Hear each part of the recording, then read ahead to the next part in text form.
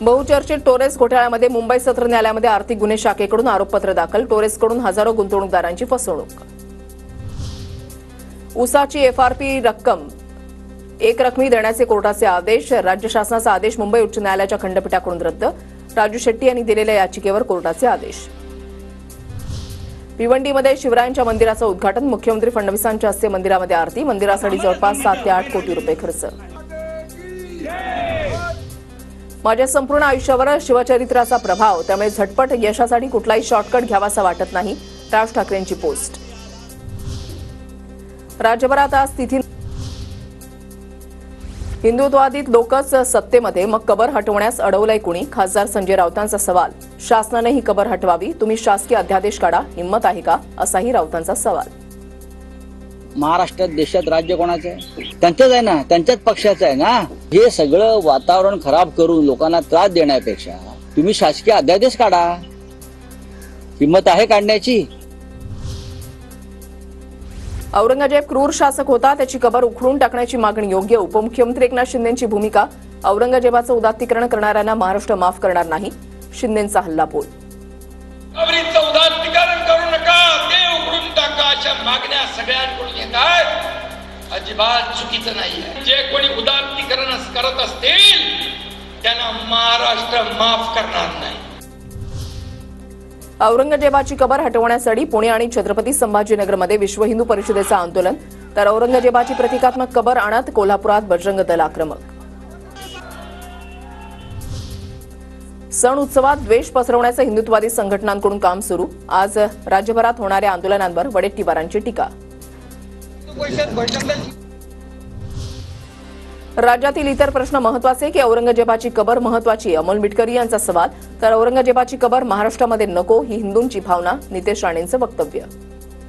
आपले महापुरुष आहेत, छत्रपती शहाजीराजे, छत्रपती शिवाजी महाराज, छत्रपती संभाजी महाराज, छत्रपती ताराबाई, आणि यांनी ज्याच्याशी लढा दिला तो याच महाराष्ट्रात गाडला गेला. याचा काहीतरी पुरावा पुढच्या पिढीपर्यंत असायला पाहिजे ना. औरंगजेबाचं थडगं पण असू नये, क्रूर व्यक्तीची कुठलीही निशाणी असू नये, केंद्रीय मंत्री मुरलीधर मोहोळांची प्रतिक्रिया. या औरंगजेबाने या राज्यावरती, या महाराष्ट्रावरती आक्रमण केलं, आमच्या देवदेवतांचे अपमान केले. अशा एका मुघल साम्राज्याच्या एका राजाचं या महाराष्ट्रात थडगं सुद्धा असू नये, अशीच माझी पण भूमिका. आता पाहूया टॉप 9 राजकीय बातम्या. लाडकी बहीण योजनेमध्ये दुरुस्ती करणार, मात्र बंद करणार नाही. 5 वर्षांचा जाहीरनामा असतो, महिलांना 2100 देणार. अजित पवारांची माहिती.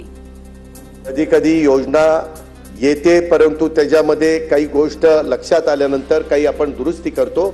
आम्ही दुरुस्त करणार आहे, त्याच्यामध्ये बंद करणार नाही. मंत्री जयकुमार गोरेंच्या विरोधात आमदार रोहित पवारांकडून हक्कभंग प्रस्ताव. अधिवेशनादरम्यान सभागृहाला खोटी माहिती देत दिशाभूल केल्याचा आरोप. विधानसभा अध्यक्ष राहुल नार्वेकरांकडे प्रस्ताव दाखल. विधान परिषद पोटनिवडणुकीसाठी शिवसेनेतून चंद्रकांत रघुवंशी उमेदवार, तर राष्ट्रवादीकडून संजय खोडकेंना उमेदवारी जाहीर. प्रदूषण रोखण्यासाठी राज्य सरकार टास्क फोर्स स्थापन करणार. पर्यावरण मंत्री पंकजा मुंडेंची विधान परिषदेमध्ये घोषणा. आता पर्यावरण विभाग केवळ नोटिसा देणार नाही तर कारवाई करेल, पंकजा मुंडेंचा इशारा. कारवाया आम्ही करत राहतोय, पण त्या कारवायाचा परिणाम असा व्हावा की तो प्रदूषण कमी करण्याकडे व्हावा. याच्यासाठी आम्ही नक्कीच फारच स्ट्रॉंग पावलं उचलत आहोत. प्रशांत कोरटकरच्या जामीन अर्जावर उद्या फैसला. कोरटकर काही वरिष्ठ पोलीस अधिकाऱ्यांच्या संपर्कात, मोबाईलमधला डेटाही डिलीट केला. वकील असीम सरोदे यांचा मोठा आरोप.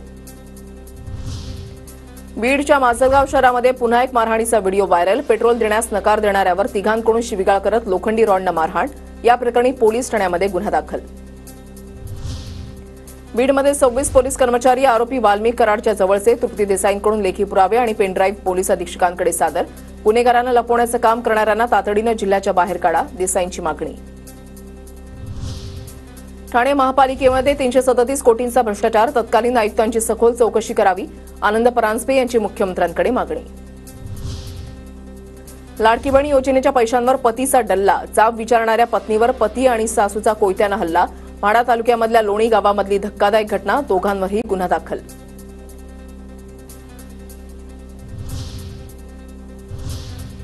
आता पाहूया टॉप 9 मोठ्या बातम्या. बहुचर्चित टोरेस घोटाळ्यामध्ये मुंबई सत्र न्यायालयामध्ये आर्थिक गुन्हे शाखेकडून आरोपपत्र दाखल. टोरेसकडून हजारो गुंतवणूकदारांची फसवणूक. ऊसाची एफआरपी रक्कम एक रकमी देण्याचे कोर्टाचे आदेश. राज्य शासनाचा आदेश मुंबई उच्च न्यायालयाच्या खंडपीठाकडून रद्द. राजू शेट्टी यांनी दिलेल्या याचिकेवर कोर्टाचे आदेश. भिवंडीमध्ये शिवरायांच्या मंदिराचं उद्घाटन. मुख्यमंत्री फडणवीसांच्या हस्ते मंदिरामध्ये आरती. मंदिरासाठी जवळपास 7 ते 8 कोटी रुपये खर्च. माझ्या संपूर्ण आयुष्यावर शिवचरित्राचा प्रभाव, त्यामुळे झटपट यशासाठी कुठलाही शॉर्टकट घ्यावासा वाटत नाही. राज ठाकरेंची पोस्ट. राज्यभरात आज तिथी शिवजयंती साजरी. विलेपार्लेमध्ये उद्धव ठाकरेंकडून शिवरायांना अभिवादन, तर दादरच्या शिवाजी पार्कमधल्या सोहळ्याला राज ठाकरे उपस्थित. चेंबूरमध्ये शिवजयंतीचा उत्साह. सोहळ्याला आदित्य ठाकरे उपस्थित. आदित्य ठाकरेंकडून शिवरायांच्या अश्वारूढ पुतळ्याला अभिवादन. साताऱ्यामध्ये बाजार समितीच्या आवारामध्ये देवगड हापूस आंब्याच्या मानाच्या पहिल्या पेटीला 20,000चा भाव. बोलीनंतर व्यापाऱ्यांचा फटाके फोडत जल्लोष. गुजरातच्या 2002च्या दंगलीवेळी खोट्या कथा निर्माण करण्याचा प्रयत्न. दोषींना कायद्यानुसार शिक्षा झाली आहे. गुजरात दंगल प्रकरणावर मोदींकडून प्रथमच भाष्य. अमेरिकेमध्ये आलेल्या मोदींना रस्त्यावरचे खड्डे दाखवायचे नव्हते, त्यामुळे ताफ्याचा मार्ग वळवला होता. अमेरिकेचे राष्ट्राध्यक्ष डोनाल्ड ट्रम्प यांचा खुलासा.